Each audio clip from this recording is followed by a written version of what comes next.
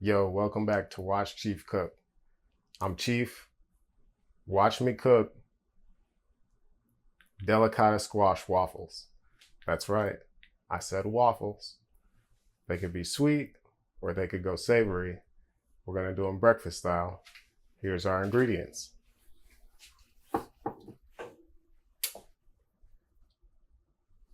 The main star of the show is going to be this pajama pant looking squash. It's called Delicata. Pretty popular at this time of year and going into the fall. You're going to start to see a lot of squash and fall season gourd produce. That's going to be one of them. So this is a way that I figured I'd experiment, and experiment, I mean like in a comfortable way. This is something that I'm pretty comfortable with. I know the flavor profile of the Delicata squash, very sweet, kind of nutty. So this is going to work out perfectly. I've got the sprouted spelt flour. It's not alkaline, but it's, in the vicinity. It's one of those ancient grains. Coconut beverage, also known as coconut milk or like a coconut milk liquid. Then we've got coconut cream that also has the coconut milk, baking soda, some date syrup, vanilla. This is vanilla with seeds. There's little tiny black seeds in here, so it's kind of like scraping out the insides of a vanilla bean. You really get the flavor out of it. And Premier Pink Salt, again, makes the show. So this is, I don't know what episode, but this is going to be a good one because you might have a squash laying around. Maybe it's not a Delicata. Maybe it is a Delicata that you see. I can imagine that you never thought about waffles when looking at a squash, but from now on, after you see this, you definitely will. So stay tuned. All right, let's get to it. We got our squash here. It's been pre-washed. I like to use this serrated edge knife most times with cutting a squash. It just seems to work its way through squash skin, that hearty squash exterior, real easily. So this is going to have a bunch of seeds in it. But what I want to do is half it. Just try to take off the hard stem portion of it because it's pretty tough to cut through without losing too much of the actual squash. So where's my slice at? Where are we at? Okay, there we go. So we got through that side. We'll take it back through the other side. Bam. Scoop out these seeds. Delicata squash seeds. Little small seeds. Not like a mushy squash. It's pretty firm in texture. Seeds are kind of small, as opposed to the squash we did in our other video. If you go watch the video with the, what kind of squash was that? Oh. That was a curry squash. I don't often use curry squash. That's why I forgot what it was. But that was the first time I'd actually made curry squash. Came out amazing. We made the curry squash. What was it? Curry squash with zucchini noodles. Really, really tasty. I had 2 very large plates of it. That was my first time making the zucchini noodles as well, and they came out pretty good. All right. So seeds are kind of messy. A little bit messier than your acorn squash, or about equivalent to a pumpkin right now. I feel like pumpkin seeds get everywhere on me. But not too bad. Not too bad. This is light work when you're in front of the like bag that you use for trash or whatever, and you just scoop it right down into that bag. I could have a bowl here, but it's all right. Get out of here. Okay, so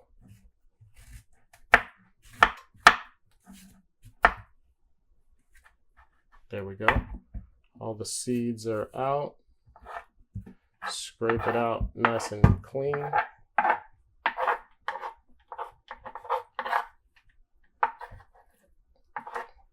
Then it's pretty simple. We're just gonna roll after cutting these into rings, and I'm probably going to cut the skin off in advance just because it'll be easier with the squash being hard rather than too soft after being cooked or roasted.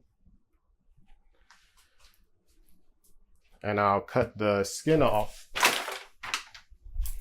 You can eat the skin of the Delicata squash. It's thin enough that you can eat it. Makes it kind of crispy on the outside. Some people like that. Sometimes I'm in the mood for it. You can like season it pretty salty, and it's good that way. But with this, we're using it for waffles, so we are going to skip the skin. No skin for us today.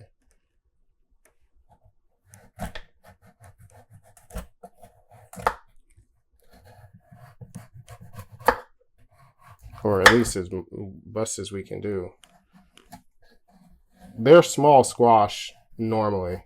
I have a tendency of picking smaller vegetables because of genetic modifications that have been done to vegetables. I feel like vegetables really weren't that big until recently, but I could be wrong.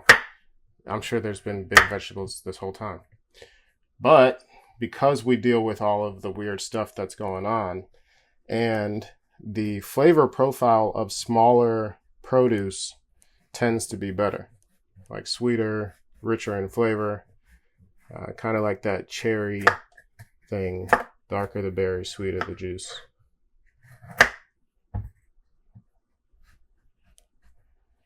Okay. All right. Slippery little fellow there. It is a little slippery and sticky, the Delicata squash. And this probably would be a lot easier with the peeler. Don't judge me. Okay. That's as good as I'm going to get that one.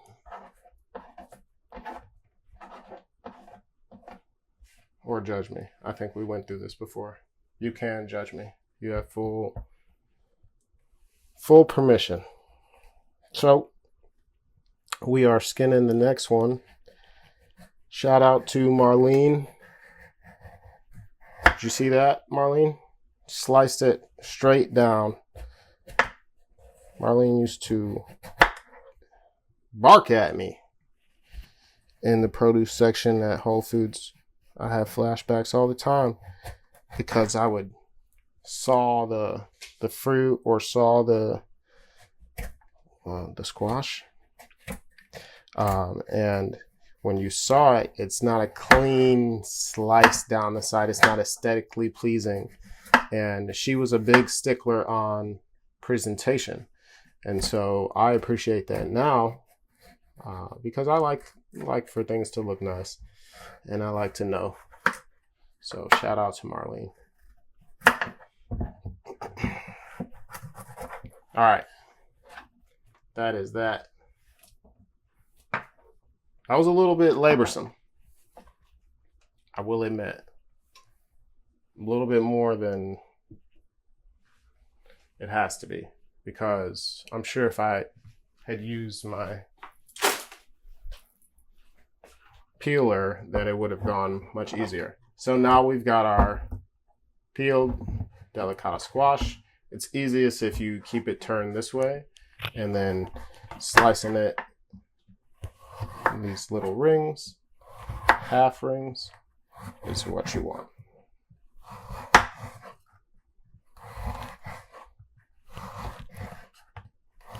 Yum, yum, yum. I could tell it's gonna be good already.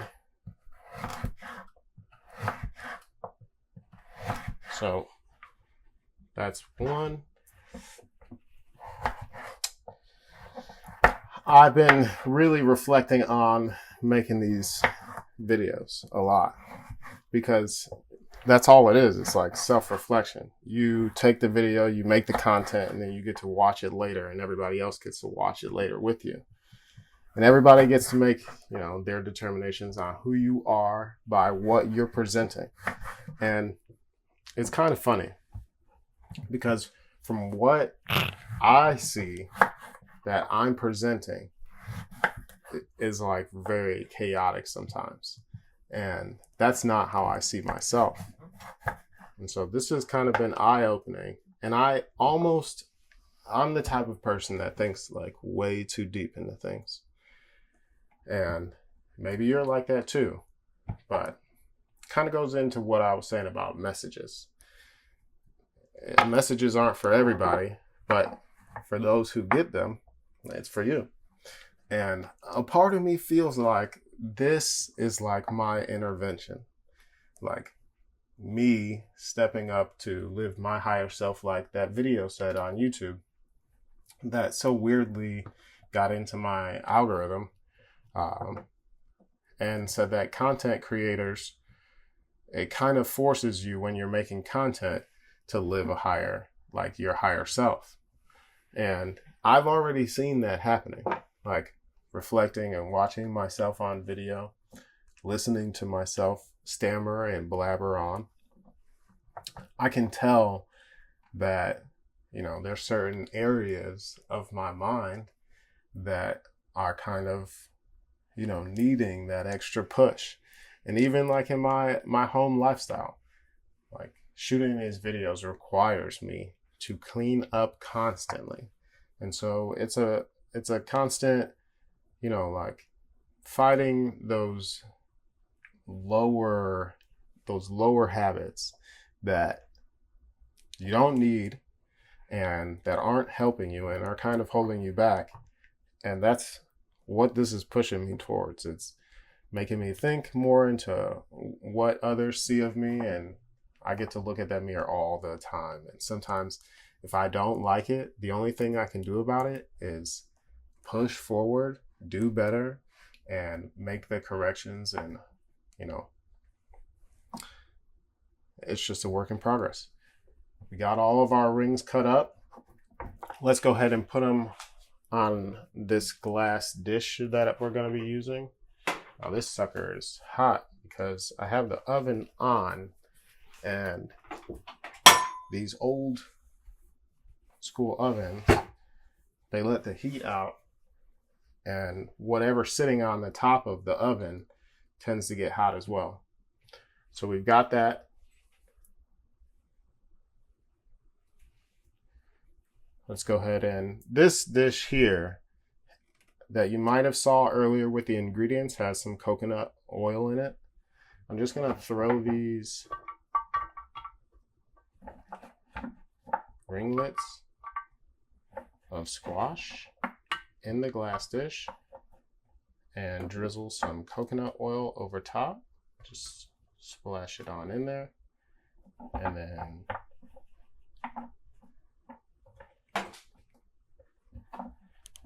I'm gonna rub those around, roll them around a bit. I'm gonna improvise just a smidge.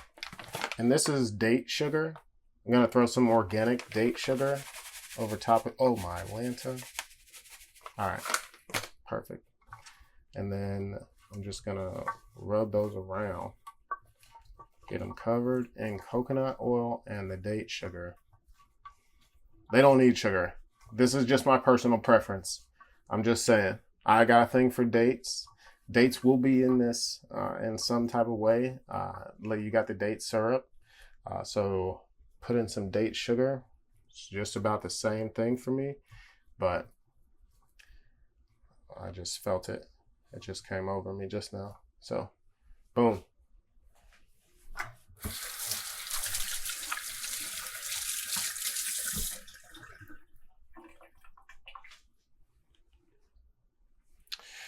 Okay, so we've got these covered. Now I want to put them in the oven. The oven is at 400 degrees, and I'm gonna cook or bake these for about 25 to 30 minutes is normally what it'll take for these to get nice and browned and kind of golden all over. But once they are nice and golden brown, wow, that is still hot, then we will proceed with making our batter. Let's go ahead and get this over here. How is he doing that? Throw it in the oven. And we will be back. So we have our dry ingredients. It kind of got a little bit missed on camera because of me. However, this is our dry ingredients. It's 1.5 cups of spelt flour.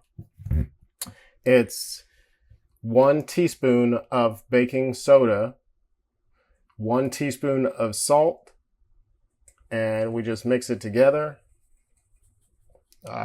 If you want it a little bit sweeter, you could add more of that date sugar in there, not needed. You have all types of opportunities to make this breakfast dish a little bit sweeter. Then we have our wet ingredients. This is a little bit of the coconut milk out of that can. Not too much of the cream. About 1/4 of the cup is that milk. Then we've got the coconut beverage is the other 3/4 of what you see in front of you. Now we're going to add some vanilla and just going to eyeball that. Want to make sure I mix it up real good.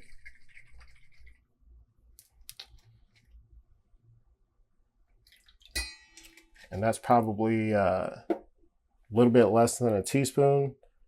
And then we've got a little bit of coconut oil. This is probably already going to be very moist because of the coconut milk that has the natural coconut oil in it from the coconut cream and so forth. So might not be needed. I'm just going to save this and put it on our waffle grill. So we did mix up this dry mix to make sure that all the baking soda was combined and broken down. There were some lumps, got all those lumps out. Came to mind that probably should use a whisk. It would be best. This, just gonna mix up.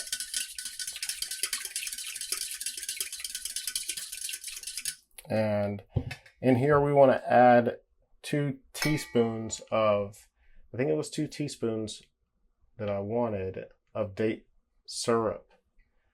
Date syrup has not like the sweetest taste. So it is tablespoons. And this is it's more of like a malty kind of like, I don't know. It tastes like dates. Caramel. And just mix that on up.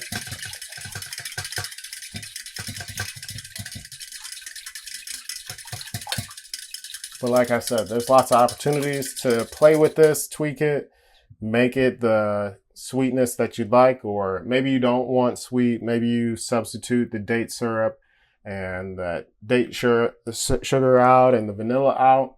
You could put some thyme, you could put oregano in this and it would really pop. You could have this savory with some gravy, and I would do like These waffles with some tempeh and gravy and maybe some broccoli on the side, that sounds amazing. But this is open to you kind of tweaking and playing with it. There's lots of opportunity for you to make this your own. Now all we got to do is wait for the squash to come out, and then we can blend our squash. So stay tuned. Okay, it's time to pull the squash out of the oven, which I gave it a little bit more time. We went like 45 minutes instead of 30 minutes, an extra 15. Wanted them to have that roasted flavor and be soft enough to pulverize and blend up. And that's what we got. So I'm gonna toss those in the blender.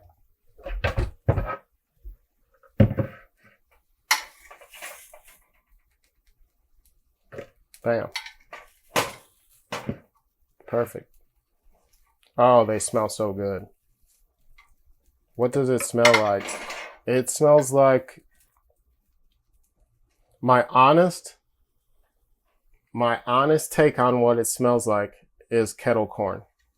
It smells like kettle corn, like you're at a carnival and there's a kettle corn stand somewhere close by.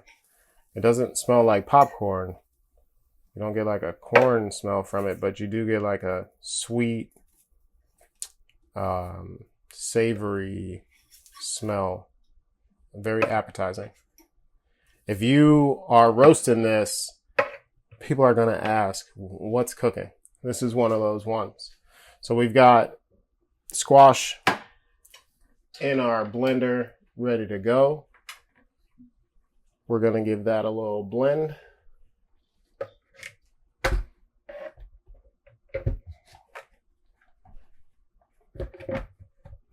Boom. Once we get our wet ingredients all blended up, we'll add it with our dry ingredients. Let's go. Shout out to Mom for these bowls. They are really cool because I don't know, she got them from Amazon, but they've got this silicone base that keeps them to the counter so they're not sliding around. I really like them. And then they came in all types of sizes. There's this larger bowl that has a spot on the top that you can fit a grater into and grate produce or whatever it is. Maybe it's cheese for you, right into the bowl. So these are very practical. Thank you, Mom. Let's get this blender.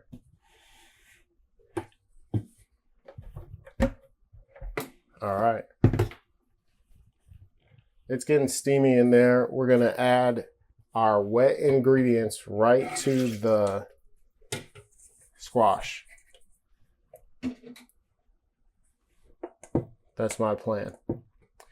Well, I have not made it with the squash, but I have made the waffles, the Spelt waffles before. So I kind of know what I'm doing, but at the same time, I got a download and I went with it. And that's why we're here doing these waffles.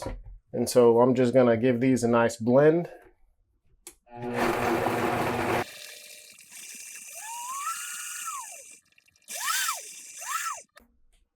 Okay, that's blended. You can get a look at it. Kind of looks like corn porridge or maybe even a butter. Yeah, it's kind of the buttery consistency, like a almond butter. No, it's like split pea soup. Okay, so this might need a little bit more liquid. Just gonna throw things off a little bit. I'm gonna go to mix it, and I'm gonna play it. I'm gonna play it as we go. on the liquid. So let's see how well this folds in here.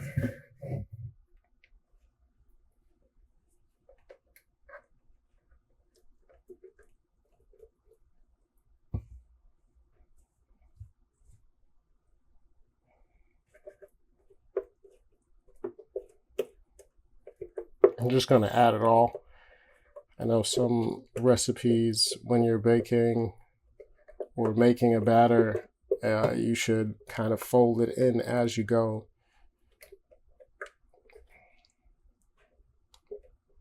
Let's see what we got. The tough part is, unless you measure that delicata squash, it's just going off of, like, you know, whatever size delicata squash you get. You know, you probably shouldn't put too much of that delicata squash in. This is a little bit dry. We need it to be very liquidy for waffles. Okay, so I see where we're at now. It smells amazing. The smell is on point. Almost there. Almost there with the consistency. I pretty much used all of the delicata squash and the wet mix. There's just a little bit left in here. At this point, it's just about the flavor, because it's not so wet. It's like, could have been a batter itself. All right. So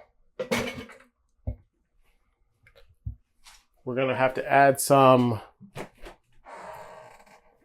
all of the coconut beverage. I just go to eyeball. This is how I cook. I don't cook with the measurements often. It just doesn't work out for me. I'm running into exactly what happens when I cook with measurements. It needs to be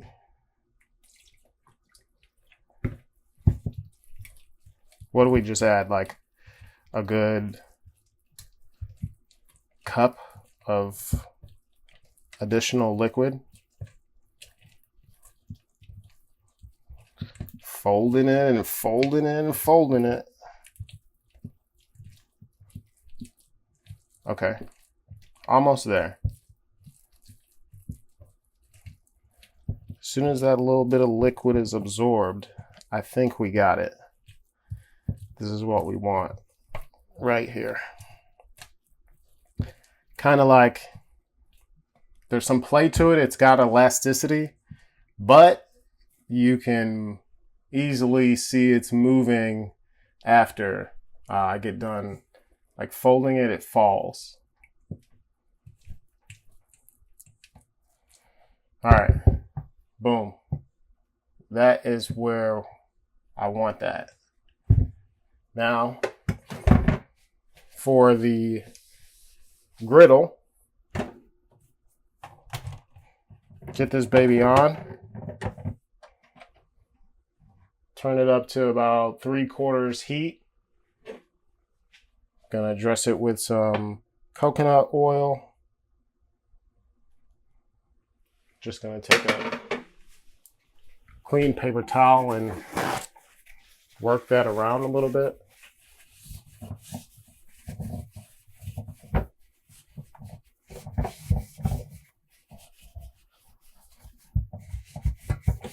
Season the griddle. It is heating up. All right. Bam. Griddle is going. I'm going to add just a little bit more liquid to this since it's just sitting here. It's going to keep absorbing liquid and getting tougher and tougher to move around. And really, with waffles, you want to pour the batter.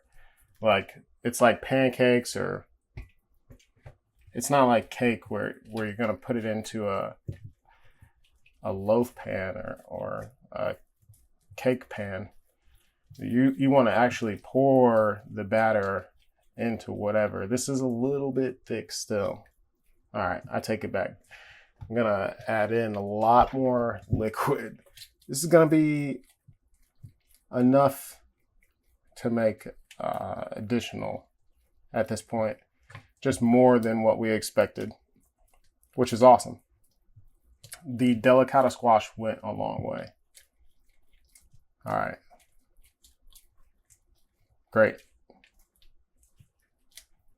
So, if you are correcting the recipe, it's probably 2.5 cups of coconut milk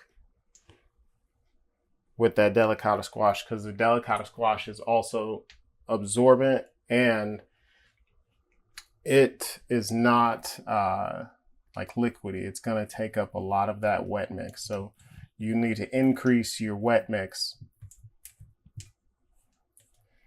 so that you've got a nice liquidy waffle batter. So the oil is hot. I can hear it popping. I'm going to grab a big spoon and then begin to spoon this batter into our griddle here.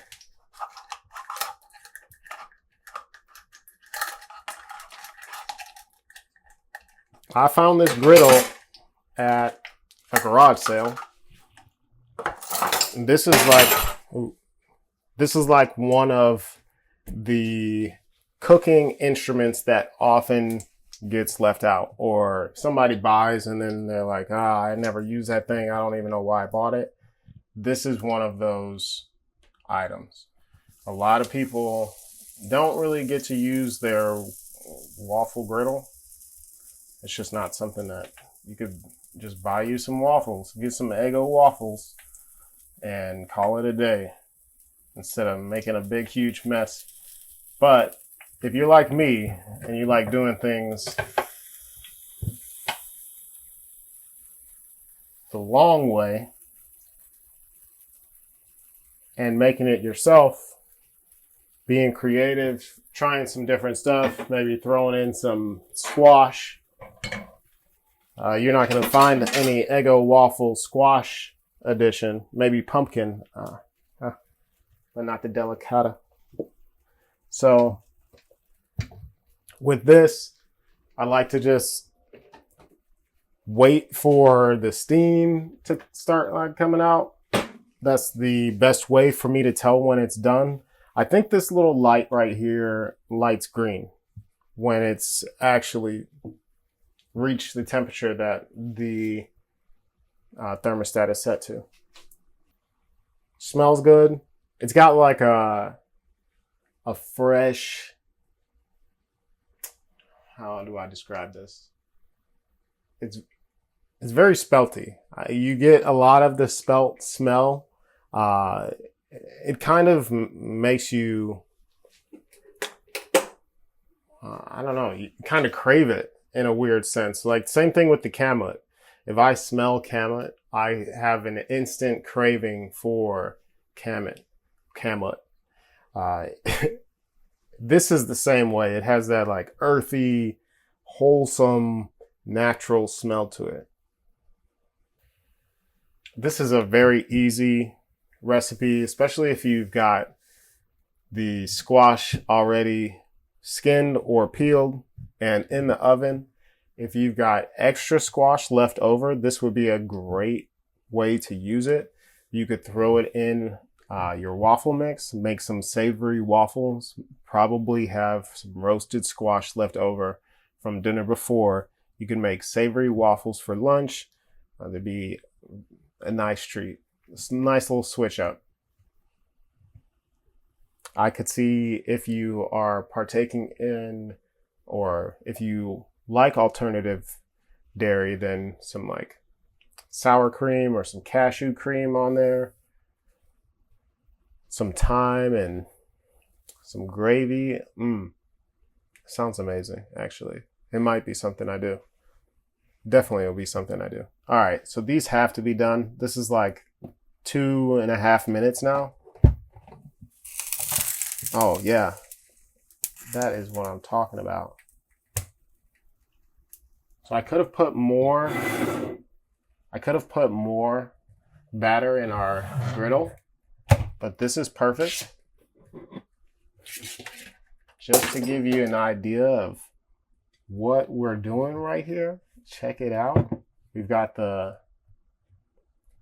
squash waffles.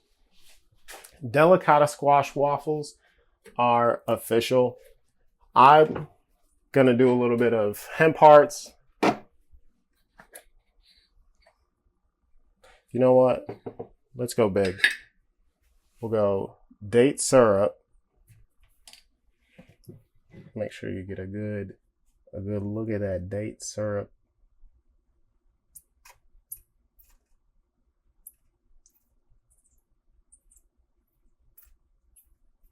Yes. Date syrup.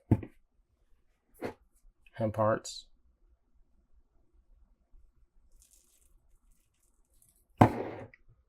Maybe some walnuts. Do some crushed walnuts on here.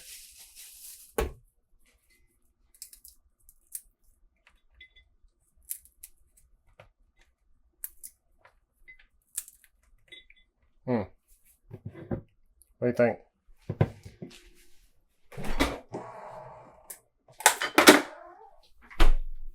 And I love maple syrup. I could probably drink maple syrup just straight. So this is my preference. Now, you could do a lot less than I'm doing, but that's how I like to rock. If I'm doing breakfast waffles, this is what I'm doing. Wham. There we go. Delicata squash waffles made for breakfast. Let's do a taste test. Oh, wow. That crunch is amazing. With my fingers. Oh my God.